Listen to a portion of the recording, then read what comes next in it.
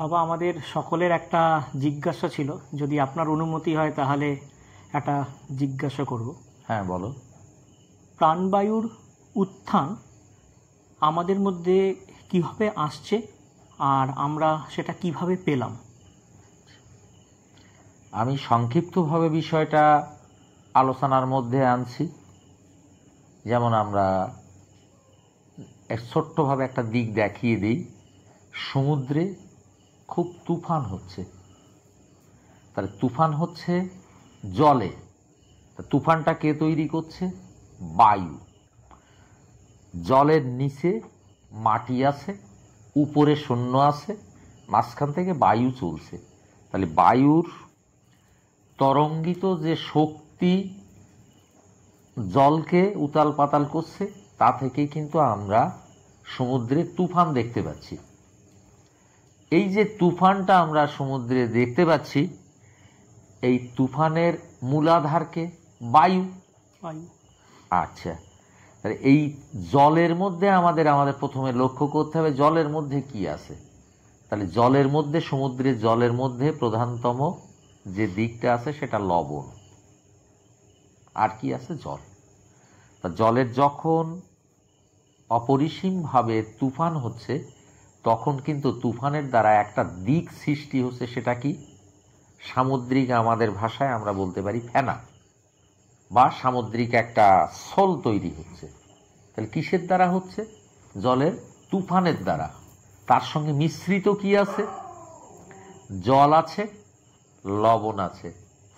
শুধু জল আর লবণ দিয়ে কিন্তু এই সামুদ্রিক যে ফেনা বা এটা কিন্তু তৈরি হয়নি। এটা তৈরি হয়েছে, এর সঙ্গে বায়ু যতক্ষণ না বন্দী হচ্ছে ততক্ষণ কিন্তু এটা তৈরি হচ্ছে না। ঠিক তদ্রূপ আমাদের মস্তিষ্কের মধ্যে একটা লাভা আছে, এই দেহ আছে। তাহলে দেহের আমরা দুটো ধারা ধরতে পারি, একটা নারী ধারা, একটা পুরুষ ধারা।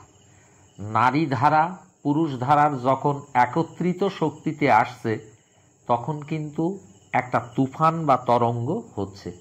উপর শূন্য, নিচে মাটি। ঠিক জলের যেমন উপরে শূন্য, নিচে মাটি, মাঝখানে জল, সঙ্গে বায়ু উদ্ভাবিত হচ্ছে, ঠিক মানব দেহেতেও ঠিক একই ধারাতে বায়ু উদ্ভাবনী শক্তি দ্বারা উদ্ভাবিত হচ্ছে।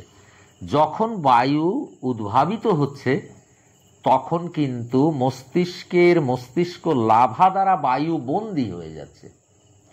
ঠিক যখন বায়ুটা বন্দী হচ্ছে, সেই বায়ুর বন্ধী শক্তি, লাভা শক্তি যুক্ত হয়ে সেটা কিন্তু প্রাণবায়ুতে পরিণত হচ্ছে। এই প্রাণবায়ু যে বায়ু শক্তি শূন্যময়ে গণনহীন এক মহাশূন্য, মহাজ্যোতি, মহাগতিতে তরঙ্গিত রয়েছে, কিন্তু এর অংশভেদে যখন বন্দী হচ্ছে, তখন তার সম্প্রসারিত বিন্দু শক্তিতে অবস্থান করছে। যখন এই বায়ু বিন্দু শক্তিতে অবস্থান করছে, তখন বিন্দু শক্তির সঙ্গে একটা শক্তি যুক্ত হচ্ছে, যে শক্তিটাকে বলা যেতে পারে জ্যোতির্ময় শক্তি বা ব্রহ্ম শক্তি। সেটা আমরা সহজভাবে দেখা যায় যে একটা দিশালাইয়ের কাঠি নিলাম, কাঠির যে বারুসটা নিলাম, বারুসটা কিন্তু আগুন জ্বলছে, কিন্তু বারুজ একা তো আগুন জ্বললে কোনো কাজে লাগবে না। তাহলে বারুজের সঙ্গে আমরা কি যুক্ত পাচ্ছি? কাঠি। যখন কাঠি যুক্ত হচ্ছে, তখন কিন্তু ওই আগুনটা আমরা ধরে নিতে পারছি। ঠিক তদ্রূপ প্রাণবায়ুর যখন বায়ু বন্দী হয়ে যাচ্ছে পিতার মস্তিষ্কে, সেটা তার কিভাবে বন্দী হচ্ছে তার ধারা তো আমি আংশিকভাবে আলোচনায় এলাম। যখন সেই বায়ু বন্দী হয়ে যাচ্ছে, কাঠিরূপ ঈশ্বর শক্তি তার সঙ্গে যুক্ত হয়ে যাচ্ছে। যখন ঈশ্বর শক্তি, সরশক্তি যুক্ত হচ্ছে, তখন সেই বায়ু শক্তি আর ঈশ্বর শক্তি, সেই দুই শক্তি পিতা কি করছে? মাকে দান করছে। যখন মাকে সেই দুই শক্তি দান করছে, তখন সেখানে একটা মজার ব্যাপার হচ্ছে, মা কিন্তু আরো 5টা শক্তি নিয়ে নিচ্ছে, আর মা দিচ্ছে একটা শক্তি, সেটা কি? লাভা। দেহ গঠন লাভা, দেহ গঠন লাভা দিচ্ছে। কিন্তু মা পেয়েছে কি? দুটো শক্তি পেয়েছে। যে বায়ু শক্তি পিতার লাভা দ্বারা বন্দী হয়েছে, সেই বায়ু শক্তি পেয়েছে। আর কি পেয়েছে? একটা ওই লাভা ধারণ শক্তি, যে গঠনটা হয়েছে। যদি বায়ু সমুদ্রে না হতো তাহলে কি গঠন হতো না। এবং সমুদ্রের সঙ্গে যদি লাভা না থাকতো, জলের তরঙ্গিত না হতো, তাহলে কিন্তু ওটা বন্দী হতো না। ঠিক মানুষের ক্ষেত্রেও ঠিক তাই, জীবের ক্ষেত্রেও ঠিক তাই। যখন সেই তরঙ্গ শক্তি দ্বারা বায়ু বন্দী হয়ে যাচ্ছে, সেটা আমরা প্রাণবায়ু বলছি। এর দুটো ধারা, একটা উত্থান শক্তি, একটা পতন শক্তি। কালক্রমে এর প্রথম অধ্যায়ে এই উত্থান শক্তি বৃদ্ধি পায়, দেহ গঠন হয়ে ধীরে ধীরে তার সম্প্রসারণ শক্তি উজ্জ্বল শক্তিতে পরিণত হয়, রূপায়ণ করে। ঠিক পরবর্তীকালে এর পতন শক্তি যখন ঘটতে থাকে, তখন এর প্রতিটা শক্তি ধীরে ধীরে দুর্বল হতে থাকে।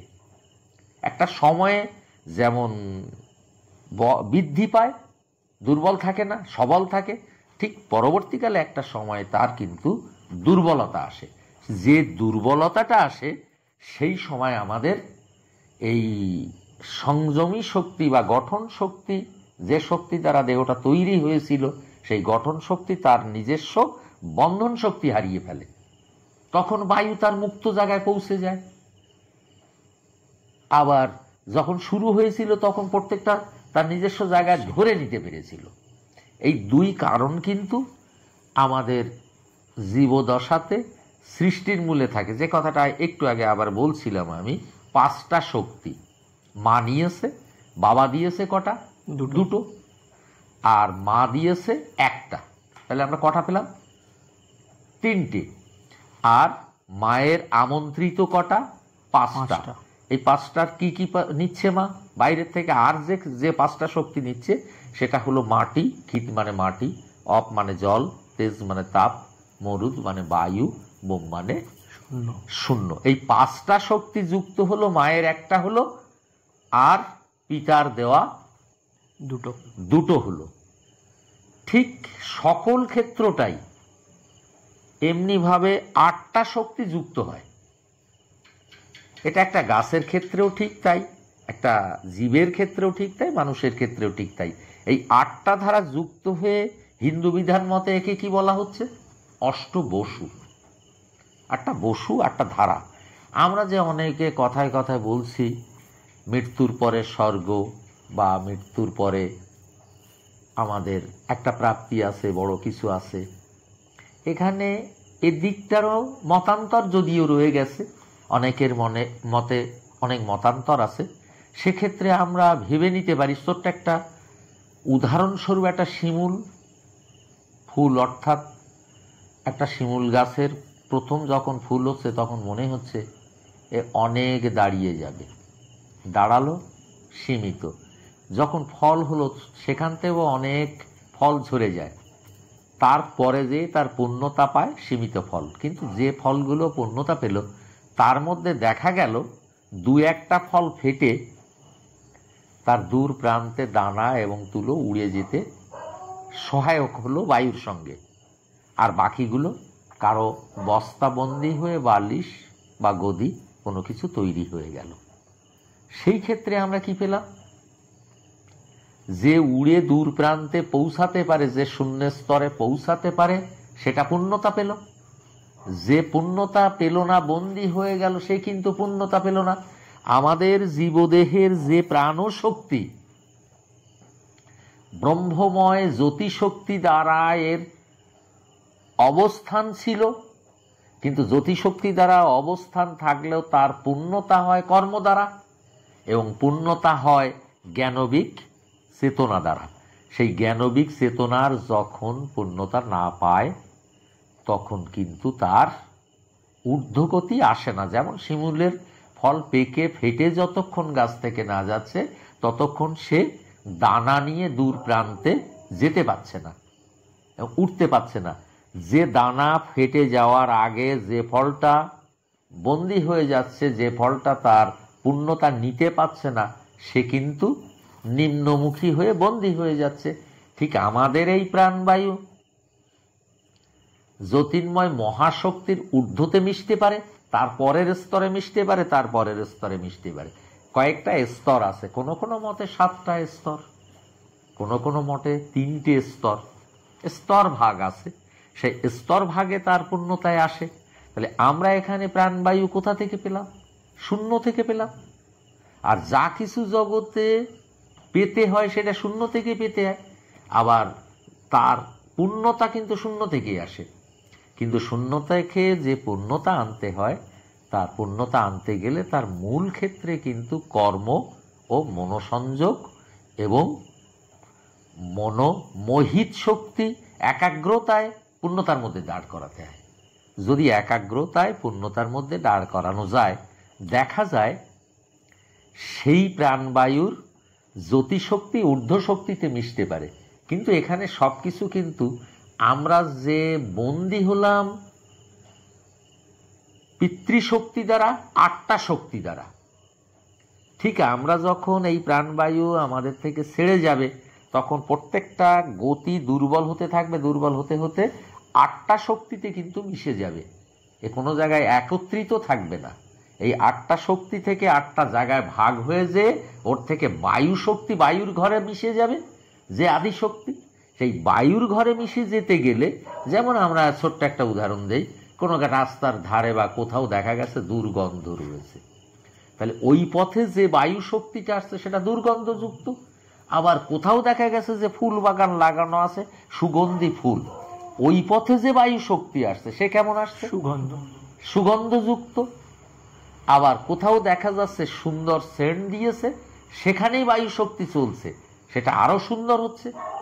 সাধনা হচ্ছে এই বায়ুর গতিপথকে বা প্রাণবায়ুকে, আমাদের কর্মময় জীবনের গতিপথকে প্রচ্ছন্নভাবে পরিষ্কারভাবে আচ্ছাদন না রেখে, গতিপথের বিপরীতগামী না রেখে সুগঠিত সুন্দর পথে চালিত করতে আমাদের জীবনে কর্ম করতে হয়, সাধনা করতে হয়। আর কর্ম না করলে, যেমন সুগন্ধ জায়গায় যদি তোমার বায়ু প্রবাহিত না হয়, তাহলে সে বায়ু তো দুর্গন্ধ। হ্যাঁ, সুপরিবেশে না থাকলে সুকথা হয় না। ঠিক তদ্রূপ সাধনা হচ্ছে সেই পরিবেশগত মান, সাধনা হচ্ছে সেই পূর্ণতার গতি, প্রাণবায়ু হচ্ছে কর্মময় জীবনের পরিপূর্ণ পূর্ণতার এক পূর্ণ অধ্যায়ন। এখানে অনেকের মতামতে যে স্বর্গ নরক অনেক কথা বলা হয়, সেটা আমার জ্ঞানবিক দৃষ্টিভঙ্গিতে স্বর্গ নরক না ভেবে এই জগতের সুকর্ম এবং সুদক্ষতা এবং সুমনোনয়ন গতি আমাদেরকে পরিপূর্ণতায় আনতে, বায়ুর মতো চালিত শক্তিকে সুন্দর পথে নেওয়া।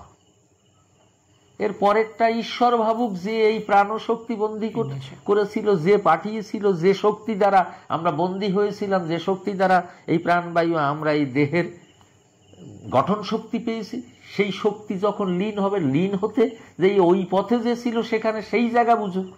সেখানে আমাদের তো স্বর্গ বা নরক বা মৃত্যুর পরের পাপ পুণ্য অন্য দিকটা না ভাবলে আমার মনে হয় ভালো হয়। অনেকে হয়তো ভাবছেন, তারা তাদের চিন্তা ভাবনায় ভাবছে, কিন্তু আমরা আমাদের চিন্তা ভাবনায় যেটা পাচ্ছি সেটা তো প্রাণবায়ু এক মহাশূন্যময় অনন্ত গতি থেকে আসছে। সেই অনন্ত গতির অধ্যয়নে যে পূর্ণতা পাওয়া যায় সেটা আগমনী শক্তি। আজকের এই পর্যন্ত এ বক্তব্যের অংশ রেখে দিলাম।